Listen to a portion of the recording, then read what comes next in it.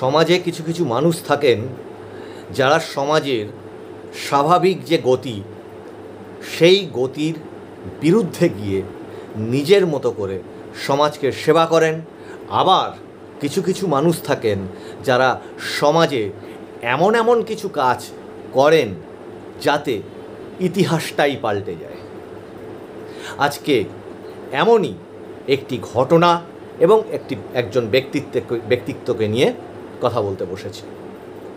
নমস্কার, মানুষের ভাষার ব্যতিক্রমী অনুষ্ঠানে আপনাদের সকলকে স্বাগত।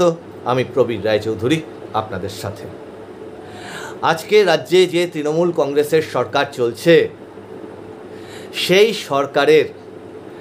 সরকারে আসা, বিরোধী থেকে সরকারে আসা, এইটা ভাবলেই যে দুটি নাম পটাপট মানুষ মুখ দিয়ে বলে দেয়, সে দুটি হচ্ছে সিঙ্গুর এবং নন্দীগ্রাম আন্দোলন।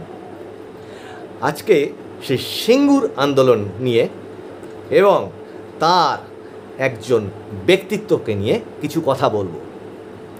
অবশ্যই যে কোনো আন্দোলন, বিশেষত যে কোনো বিরোধী আন্দোলন, ইতিহাস তো বটেই, তা নিয়ে অসংখ্য বিতর্ক থাকতে পারে, অসংখ্য পর্যালোচনা থাকতে পারে, অসংখ্য দৃষ্টিভঙ্গি থাকতেই পারে।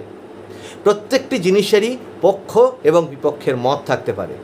কিন্তু আজকের এই অনুষ্ঠানটাতে যেটা আমি অন্যান্য বেশ কয়েকটা পুরনো এপিসোডেও বলবার চেষ্টা করেছি, সেটা হচ্ছে সরকারে থেকে নয়, সরকারের বিরুদ্ধে বা বিরোধী আন্দোলনের চরিত্র ঠিক কীরকম হওয়া উচিত, সেইগুলো নিয়ে আমরা নানান সময় এই এপিসোডগুলোতে আলোচনা করছি।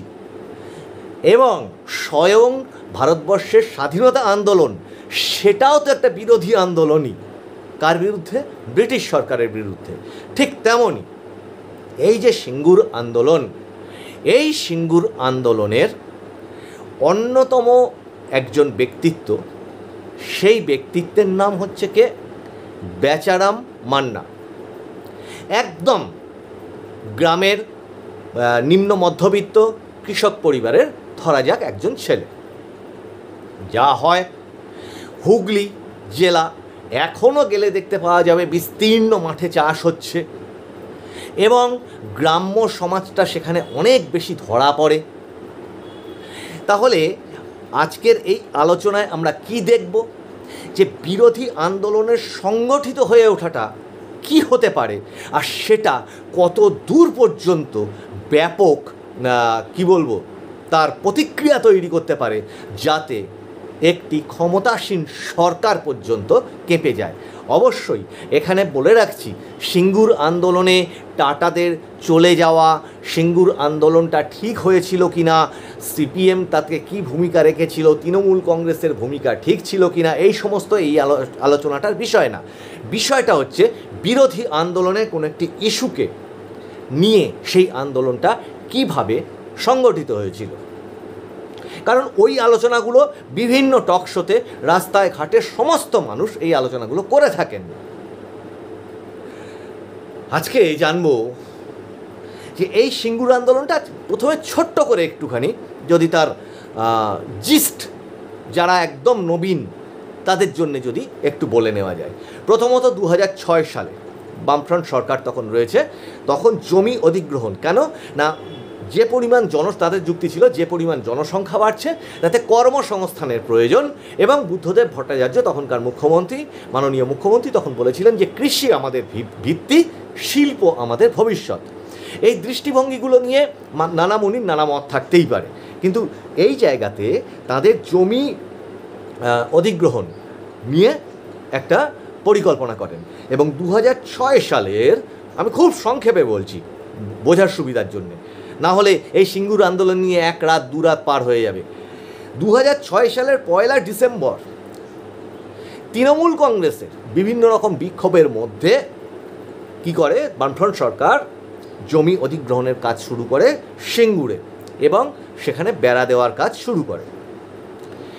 তৃণমূল কংগ্রেস কি করে, রাজ্যব্যাপী বন্ধের ডাক দেয়, এবং এখনকার যিনি মুখ্যমন্ত্রী, তখনকার বিরোধী নেত্রী মমতা বন্দ্যোপাধ্যায় সেই বিখ্যাত 26 দিনের এবং বিতর্কিত অনশন শুরু করেন। তৎপরবর্তীতে তখনকার রাষ্ট্রপতি মাননীয় এপিজে আব্দুল কালাম মহাশয় এবং তখনকার প্রধানমন্ত্রী মনমোহন সিং, এনারা দুজনেই তাকে অনুরোধ করেন। ফ্যাক্স বার্তা পাঠানো হয় তখনকার এখানকার রাজ্যপাল মাননীয় গোপাল কৃষ্ণ গান্ধীকে, এবং 29শে ডিসেম্বর তখনকার বিরোধী নেত্রী মমতা বন্দ্যোপাধ্যায় তার সেই অনশন উঠিয়ে নেন।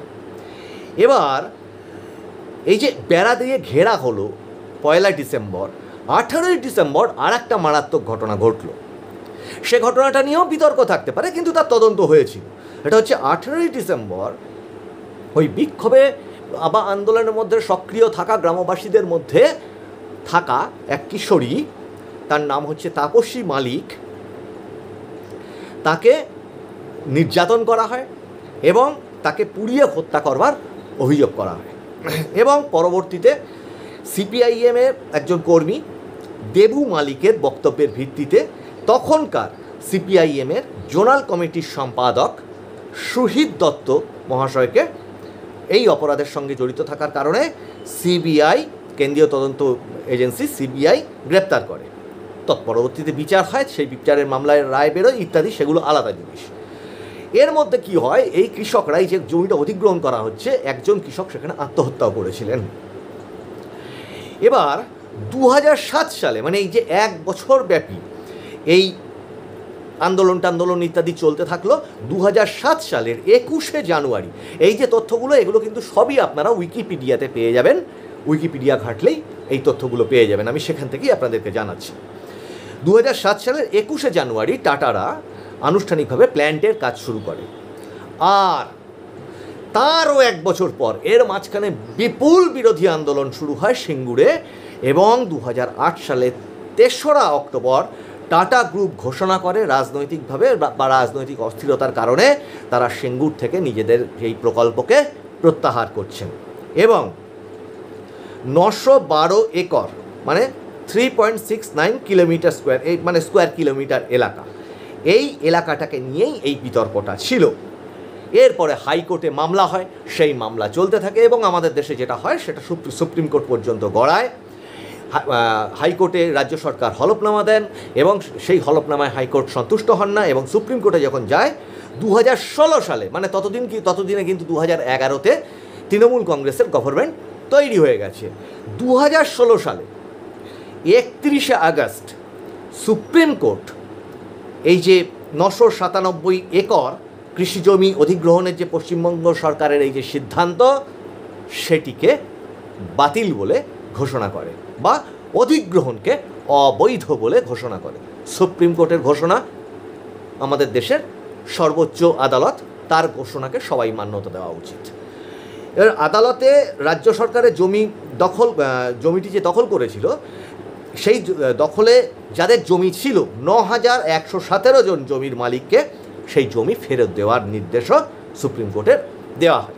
এবার এই আইনে, এই মামলাতে আরও অনেক কিছু থাকতে পারে, কিন্তু মজার বিষয় হলো এইটা যে এই যে আন্দোলনটা হলো, এখানে মমতা বন্দ্যোপাধ্যায়ের নাম যেমন উঠে আসে, আমরা তথ্য ঘাটলে দেখতে পাই কি সেখানে একটি ছেলে বেড়ে উঠছে গ্রামে চাষ আবাদের মধ্যে দিয়ে। মহাকুম্ভে আমার সাথে এক ছাত্রের দেখা হয়েছিল। এই যে মহাকুম্ভ হয়ে গেল উত্তরপ্রদেশে প্রয়াগরাজে, সেই ছাত্রটি একটি কথা বলেছিল আমাকে, সেই কথাটা মনে হচ্ছে এখানে খুব প্রাসঙ্গিক। আমি বাংলাতেই বলছি যে আমরা এই পড়াশুনো করে অনেক উঁচু বড় হওয়ার চেষ্টা করছি, কেউ ডাক্তার, কেউ ইঞ্জিনিয়ার, হ্যাঁ, আমাদের গ্রামে গ্রামে একসঙ্গে বসে গ্রুপ ডিসকাশন করে পড়বার ব্যবস্থা করেছি, যাতে আমরা গ্রাম থেকে আরও ভালো শিক্ষা শিখে আইএএস আইপিএস ইত্যাদি নিজেদের ক্ষেত্রে প্রতিষ্ঠিত হতে পারি, উঁচুতে উঠতে পারি। কিন্তু মহাশয়, আমরা ভাবি আমাদেরকে ফেলে দেওয়া কিন্তু অত সহজ নয়। কেন? কোথায় ফেলে দেবে আমাকে? আমি মানে ওনাদের ওখানে খেতিবাড়ি বলে, মানে চাষ আবাদ থেকে আমি উঠে এসেছি, মাটি থেকে আমি উঠে এসেছি, তো তুমি আমাকে যদি ফেলে দাও ওখান থেকে, তুমি আমাকে কোথায় ফেলবে? আমি আবার সেই চাষ আবাদ মাটিতেই চলে আসবো। তা সেই মাটি থেকে উঠে আসা ওই একটি ছেলের নাম হচ্ছে বেচারাম মান্না, হুগলির একদম চাষের মাটি থেকে উঠে আসা একটা প্রতিবাদী সত্তা। বিরোধী আন্দোলন কিভাবে সংগঠিত হয়? ঘরে বসে মাত্র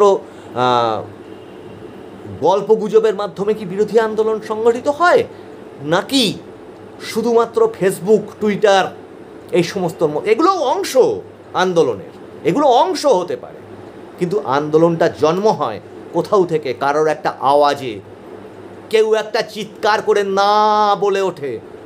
যেমন আমাদের গায়ে হাত বোলালে যেমন আমরা স্নেহের পরশ মনে করি, মাথায় কেউ স্নেহ করে হাত বোলালে, তেমনি আমাদের গালে যদি কেউ চর মারে, আমাদের গায়ে যদি কিছু ছুঁচ ফুটে যায়, তখন আমরা বলে চিৎকার করে উঠি। এই চিৎকারটা কে করে? যার গায়ে ওই ছুঁচটা ফুটে যায়, যার কাছ থেকে কিছু কেড়ে নেওয়া হয়, এই যন্ত্রণাটা তার থাকতে হবে, তবে সে বলবে। বাকি যদি আপনাকে বলা হয় এই আমার সাথে তোমরা বলে চেঁচিয়ে ওঠো, তারা হয়তো চেঁচিয়ে উঠবে, কিন্তু সেই চিৎকার, উফ চিৎকার খুব বেশি গ্রহণযোগ্য মনে হবে না। তাহলে এই চিৎকারটা সেদিন করেছিলেন এই বেচারাম মান্না এবং তার সহযোগীরা। কি? আমাদের চাষ, আমাদের চাষের যে জমি, আমাদের বাস্তু জমি, চাষ জমি, এ যদি তোমরা কেড়ে নাও, তাহলে আমরা যাব কোথায়? মানলাম শিল্প হবে, কিন্তু সেইখানকার সেন্টিমেন্টটা তখন, এ নিয়ে প্রচুর আলোচনা হয়েছে।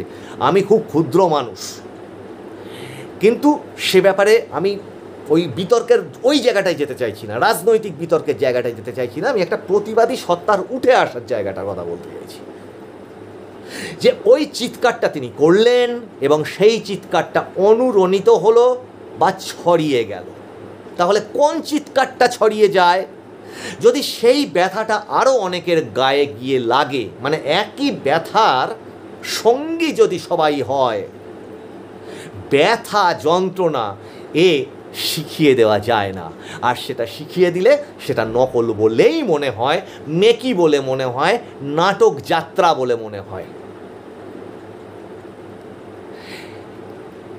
এই বেচারাম মান্না কেন ইম্পর্টেন্ট একটা ক্যারেক্টার, যেটাকে নিয়ে আমি অনেক দিন যাবৎ, সেই 2011 পরবর্তী থেকে ভেবেছি যে তাই তো এই মানুষটাকে, এই মানুষটার এই যে লড়াইটা, এই লড়াইটাকে নিয়ে ভাবা দরকার, লেখা দরকার, চিন্তা করার দরকার। এটা একটা মানে ঐতিহাসিক চরিত্র আমার কাছে অন্তত। আপনারা দ্বিমত হতেই পারেন যে তিনি এখন কি করছেন। এখন তিনি শাসক দলের একজন মন্ত্রী, পঞ্চায়েত এবং কৃষিমন্ত্রী এবং পঞ্চায়েত মন্ত্রী। তিনি এখন কি কি কর্মকাণ্ড করছেন সেটা এই মুহূর্তের ইম্পর্টেন্ট বিষয় না, তার ওই বিরোধী আন্দোলন, বিরোধী সত্তা উঠে আসা, এই জায়গাটা ইম্পর্টেন্ট। এবং সেইটা তিনি যে দল করেন, সেই দলের কাজ পর্যন্ত তার, এবং তিনি সেই যে সংগঠনটা করলেন, অবশ্যই সেখানে আরেকজনের নামও করতে হবে। তিনি হচ্ছেন ওখানকার একজন তৎকালীন শ্রদ্ধেয় মাস্টারমশাই রবীন্দ্রনাথ ভট্টাচার্য। যদিও পরবর্তীতে তার একটা অংশ আছে, সেটা কি পরে আসছে। তা এই যে মানুষকে সংগঠন করা, এটা কি খুব সহজ ছিল? মানে একদম বাম দুর্গ বলা হতো এই সমস্ত জায়গাগুলোকে, লাল দুর্গ বলা হতো সেসব জায়গাগুলোকে। আজকে বিরোধী দলেরা ভাবেন এই ভয় লাগছে, সেই ভয় লাগছে, ওই ভয়ের চোটে পালাচ্ছেন, ওই সেই ভয়ের চোটে আমার যদি কিছু হয়, এত ভেবে বিরোধী আন্দোলন হয় না মশাই। যন্ত্রণাকে চিৎকার করে বললে আরও 10টা মানুষের যন্ত্রণা যদি এক হয়, তবে সেটা একটা আন্দোলনের রূপ নেয়। এবং সেইটা তখন এমনকি তার দলের কাছেও সেই ইস্যুটাকে তুলে ধরা যায়, এবং উনি সেটা পেরেছিলেন। উনি সেটা কেন্দ্রীয়, তাদের যে কেন্দ্রীয় নেতৃত্ব তখনকার দিনে, মমতা বন্দ্যোপাধ্যায়, তার সহযোগী, কোথায় হুগলি আর কোথায় কলকাতা, যারা গ্রামে বাস করে তারা কিন্তু জানে যে হুগলি থেকে কলকাতাটা ভাই অনেক দূর, ট্রেনে বাসে করে যেতে হয়। একদিন গেলি ফিরে আসতে গেলি যে টাইম লেগে যাবে, তাতে ভাই চাষাবাদ নষ্ট হয়ে যাবে, দোকানপাটি হবে না। একদিন কলকাতা যাওয়াটা গ্রামের মানুষের কাছে, আমরা যারা গ্রাম থেকে পেরে ওঠা মানুষজন, তাদের কাছে অনেক কিছু।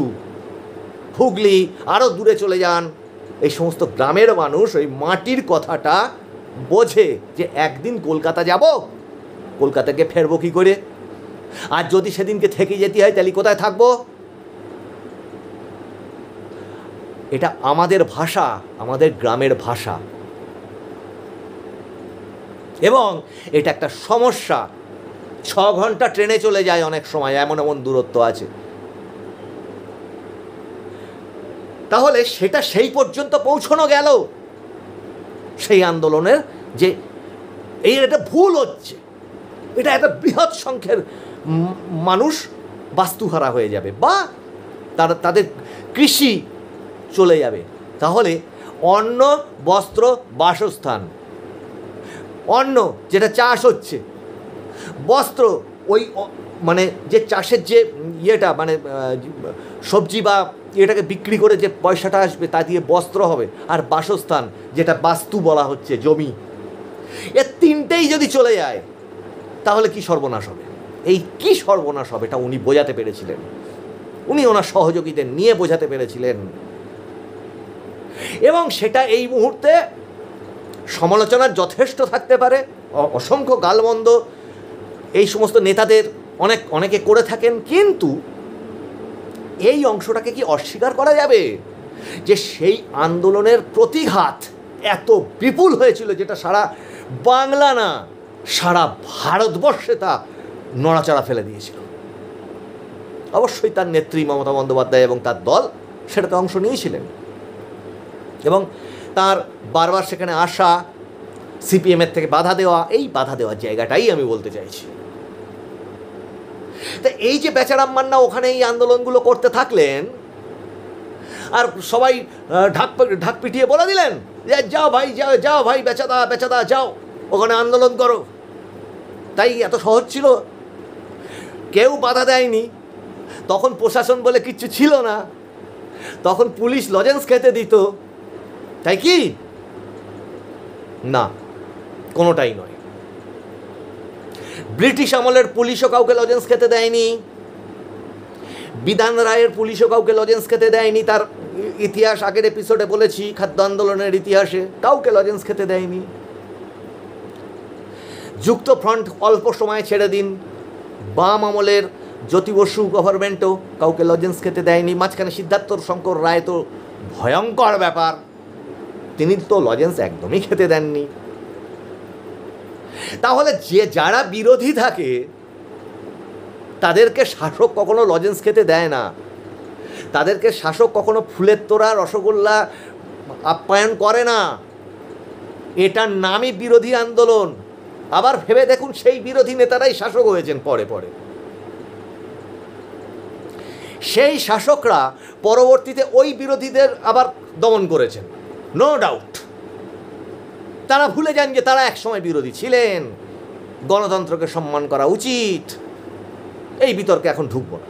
আজকে ঢোকার জায়গা যেটা, বা বলবার জায়গা যেটা ছিল, সেটা হচ্ছে এই বেচারাম মান্না যদি ওই আন্দোলনের অভিঘাত একদম কেন্দ্রবিন্দুতে দাঁড়িয়ে না তৈরি করতেন, তাহলে কি আজকে এই সিঙ্গুর আন্দোলন তৈরি হতো? যতই কলকাতা থেকে নানান নেতা নেত্রীরা সিঙ্গুরে আসা যাওয়া ইত্যাদি করতেন, একদম সেন্টার পয়েন্টে মাঠের মাঝখানে পায়ে কাদা মেখে, মাথায় বৃষ্টির জল আর গায়ে রোদ্দুরের তাপ নিয়ে ওইখানটাতে রাত দিন দাঁড়িয়ে থেকে সিপিএমের চোখে চোখ রেখে উনি যদি না দাঁড়িয়ে না থাকতেন, বা ওনার সঙ্গীরা, অবশ্যই তাদেরকেও সম্মান করতে হবে, কারণ একা কখনো মানুষ কিছু করতে পারে না। ওনারা যদি দাঁড়িয়ে ওই জায়গাটাকে না সামলাতেন, আন্দোলন যেটা আগের দিন বলছিলাম, আন্দোলন একটা ঢেউ আর একটা ঢেউ আর একটা ঢেউ আর একটা ঢেউ, এইভাবে ঢেউটাকে যদি ওনারা বাড়িয়ে না তুলতেন, তাহলে কি তৃণমূল কংগ্রেসও এই ইস্যুটাকে নিয়ে এত কিছু করতে পারত? তাহলে কি সিপিএম গভর্নমেন্ট এইভাবে কেঁপে যেত?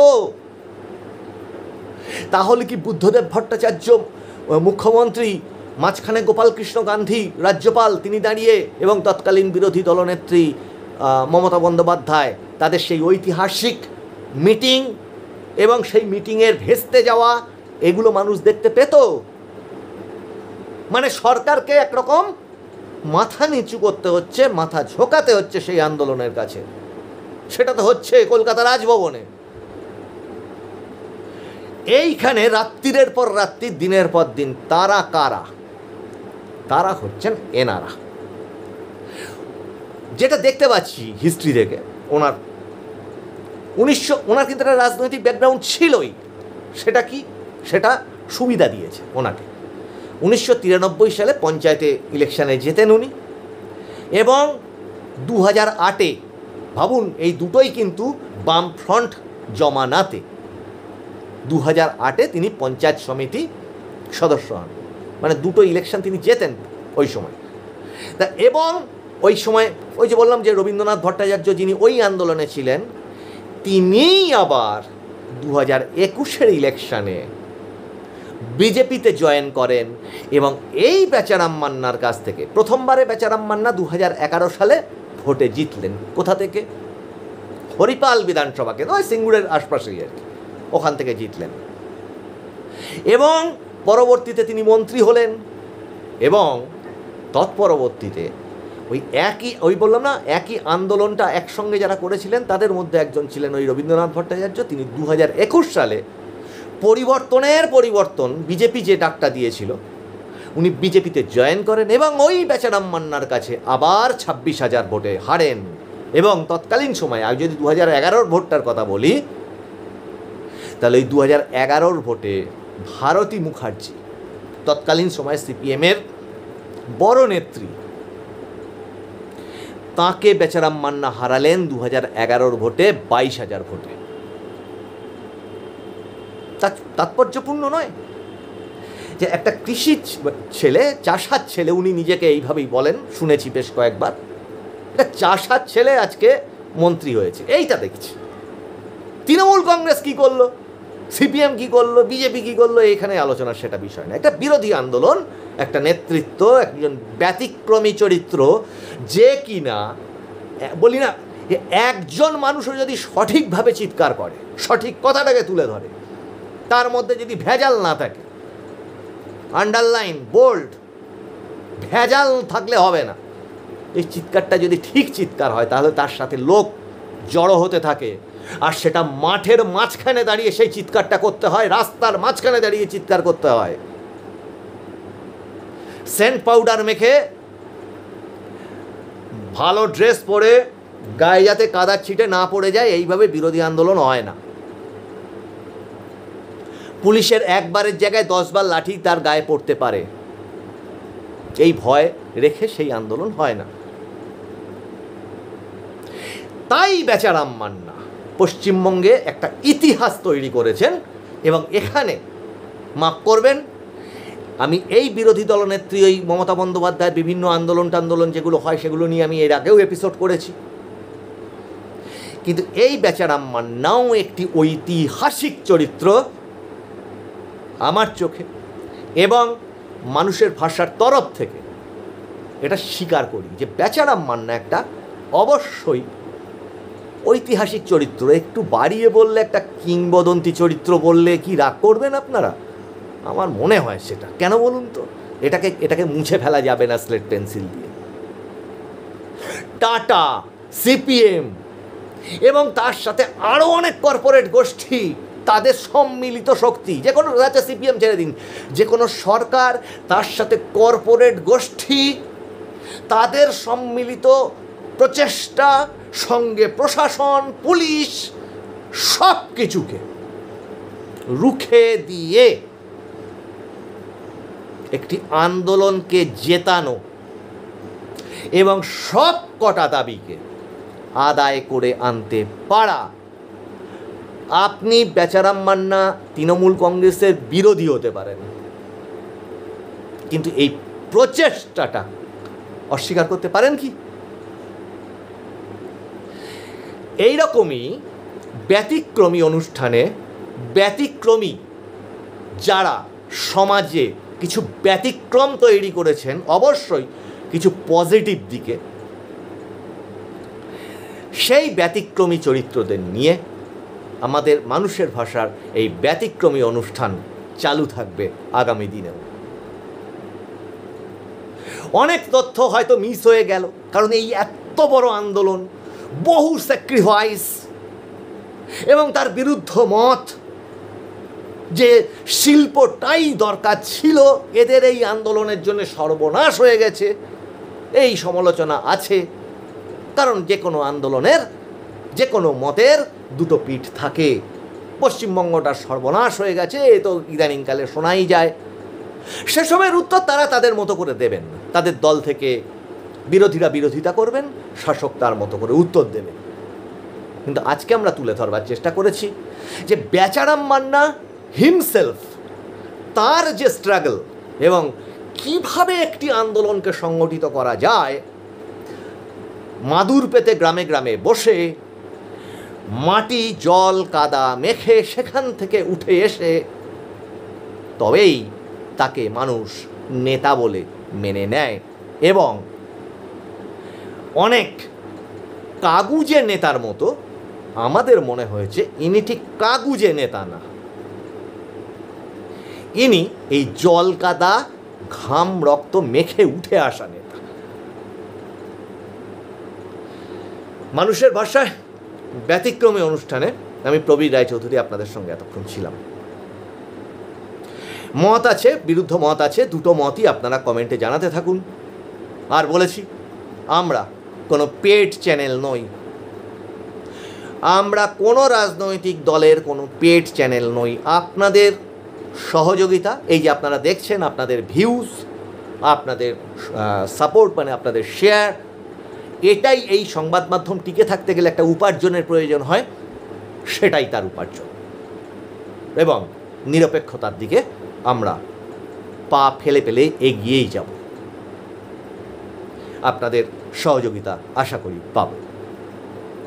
আগামী অনুষ্ঠানগুলোতে নজর রাখুন। নমস্কার।